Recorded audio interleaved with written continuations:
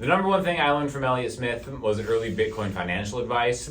Super hype beast, to the moon, diamond hands. Appreciate you, bud. RIP. After that, it's been a bunch of music theory stuff. So I am at the Martin Custom Shop Experience Center right now. They have let me use the actual Elliott Smith Kurt Cobain D18 that he had in his possession to teach this lesson and talk about 5 things that I learned from Elliott Smith, my favorite Elliott Smith songs. So let's get right to it. Some of these are going to be super easy. Some of these are a little more advanced and difficult. I'm going to start with a really easy one. Let's see if you know this song.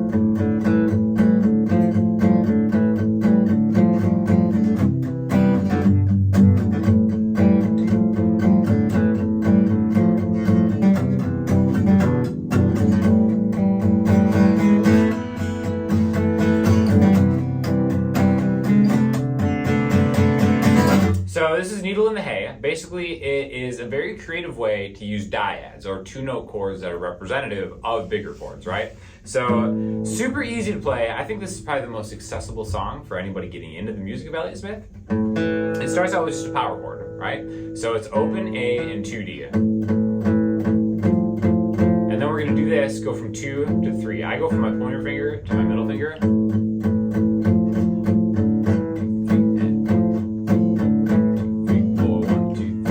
Just go back and forth on this. If you want, you can actually kind of change where you're hitting the pick. So for that power chord here, I'm getting open A and 2D. And again, you know, this could be representative of an A minor. And one of the reasons I consider him to be the best acoustic guitar player of all time, hot take, is because he really simplifies complex kind of chord progressions and emotions into these like really digestible, accessible things. So if we're doing this with the power chord, open A and 2D, when we go down to that third fret with your middle finger, you can actually get 3D and then open G. So, and it's something so simple when you palm mute it a little bit. You can get like such what I think is like a really kind of intricate arrangement off of just these really simple 2-note chords. So after we go from that 3D to open G, we're going to get the beginning of a C major chord, which is 3 on the A string, 2 on the D string, and then back it from here to here, 2A and open D. And then when we kind of add a little bit more of the melody, we open up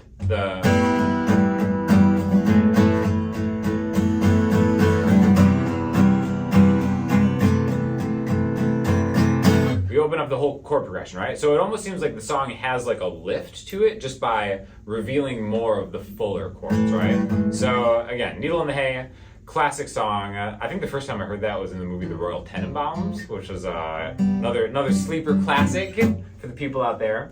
But after that, I want to go to another song, Sweet Adeline. People probably know the riff more than anything.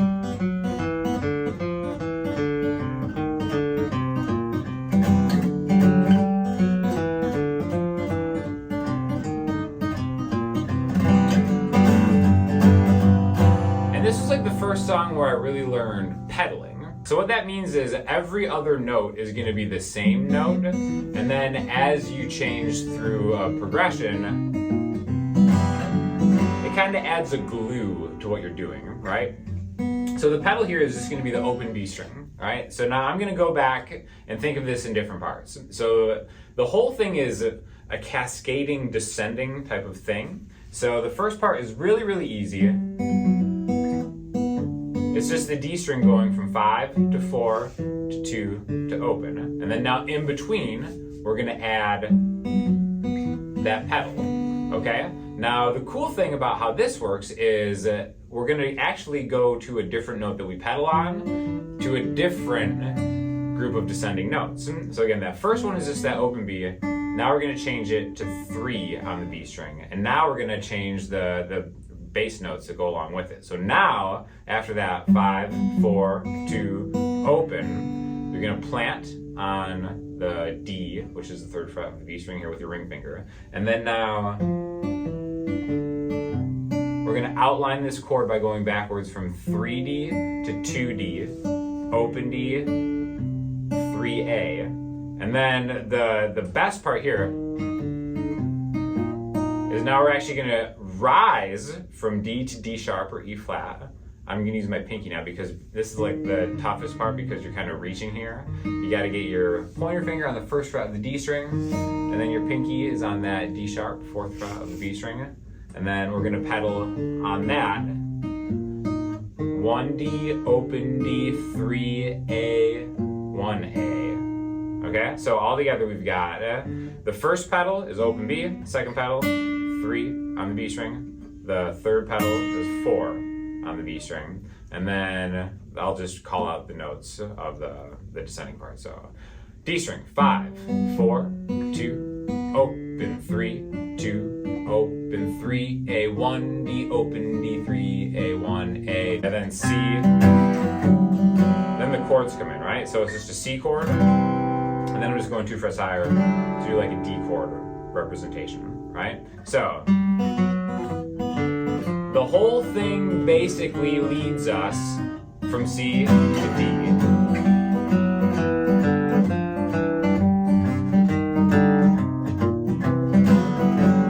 And that leads us home, G to G7. And then he goes back into the thing we talked about in the first part.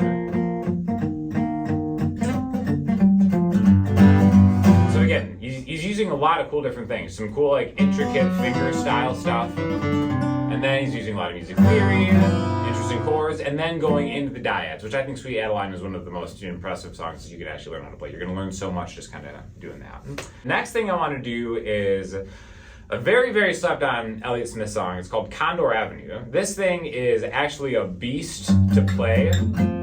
Especially if you hear the recorded version, it's like a couple different guitars. So this is just kind of like the version that I kind of Frankenstein together. This is gonna take too long to teach, but I do want to talk about a few different things.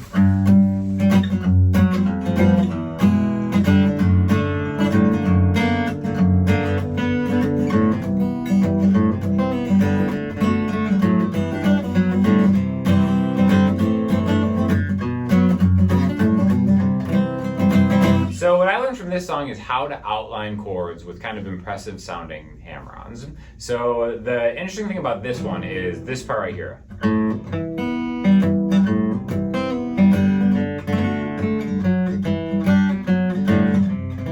An actual beast to play if you think about doing it one note at a time. I remember I learned how to play this using a tab off of sweetadeline.net, which is like an incredible source of just Elliott Smith information and stuff. But it would have been so much easier to learn this if I saw it as chords first. So basically it's a C major 7 chord, right? So 3A, 2D, and then open all the way down. And he goes like this. So he hammers on that open to 3 on the A string, then gets the major third of the C, so open 3A, 2D, and then jumps up to open B, and then open G, right? So, and then the next time he does it, he's gonna add the pointer finger to make a full C major chord. But then he's gonna pull off, so.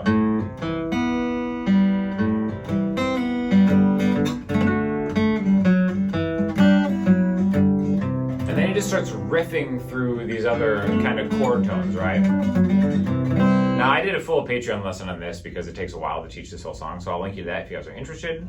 But outlining chords as hammer-ons within the chord tone is something that I think makes his playing just so, so good.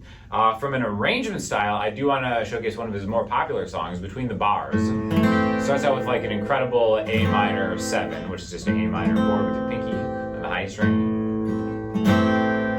to F major 7, C,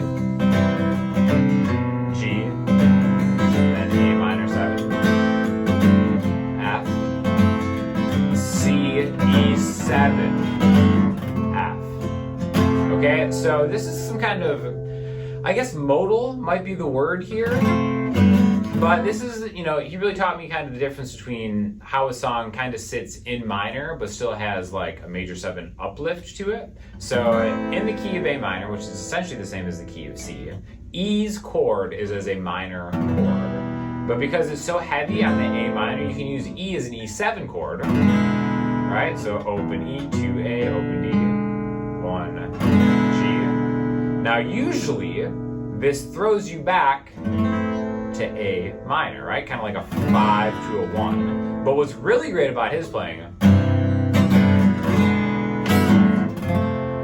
is he'll do this a lot, where he uses that chord, that dominant 7 chord, to actually lead you up a half step to F, right? And that's a very Elliott Smith thing that I think is a really beautiful way, songwriting wise, right? So A minor 7, F major 7, C,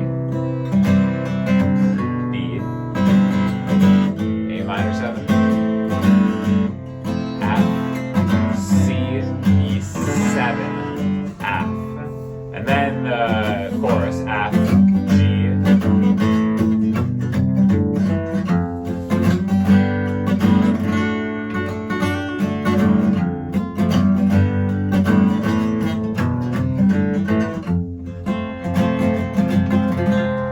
so another quality move. He ends up on the F afterwards, and then he goes from major, F major, to F minor. And that's his way of actually getting back to 1, which I think is such a more elegant move than just jamming in that E7, right? So that E7 leads you to F, F minor, a minor 4 chord is kind of what we would call it in music theory, to get back home to A minor 7. So again, these are just like, learning his songs was really the best musical education that I could have ever gotten. All this stuff is like, there's a little bit of something for everybody, whether it's chord tones, soloing even, just because he kind of has these little mini solos in between chords, but more just like arrangement and melody. I think he's the absolute GOAT.